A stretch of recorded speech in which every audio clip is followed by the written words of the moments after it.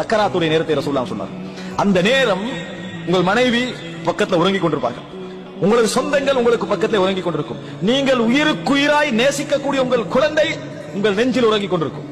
உங்கள் உயிர் போகின்ற கட்டம், அந்த நேரத்தில் அன்புள்ள சகோதரர்களை உயிர் போறது விளங்கும். உயிர் சக்கராத்து இருக்கதே என்ன தெரியுமா? உலகத்தில் அரைவாசி, மறுமைக்கு அரைவாசி, பர்சகுக்கு அரைவாசி. உலகத்துக்கு அரைவாசி உங்களுக்கு விளங்கும், மறுமைக்கு அரைவாசி விளங்கும். நீங்க உலகத்தை விட்டு முழுசா போகல, ஆனால் அந்த குழந்தையை அணைச்சி நான் மௌத்தாக போகிற என்ற ஒரு செகண்ட் சந்தர்ப்பம் உங்களுக்கு கிடைக்காது. சொல்ல முடியாது. நீங்க மரணத்தை உணர்வீர்கள், சொல்ல முடியாது. மனைவியின் கையை பிடித்து நான் மரணிக்க போகிறேன் என்ற செய்தி உங்களுக்கு சொல்ல முடியாது. அவர்கள் பார்த்தால் கஞ்சாடை தான் ஒரு வகையில் உங்களுக்கு என்ன செய்யலாம், காட்டலாமே தவிர வேற எந்த அசைவும் உங்களுக்கு இருக்காது.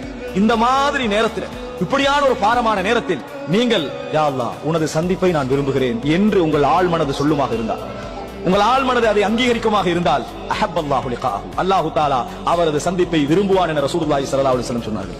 அந்த நேரம் எனது குழந்தை, எனது மனைவி, எனது இன்பங்கள், எனது வேலைகள், நான் மௌத்துக்கு விருப்பம் இல்லை என்பது போன்ற உணர்வுகளை நீங்கள் வெளிப்படுத்துவீர்கள் என்று சொன்னால், கரிஹல்லாஹு லிகாஹு, அல்லாஹ் அவரது சந்திப்பை வெறுப்பான்.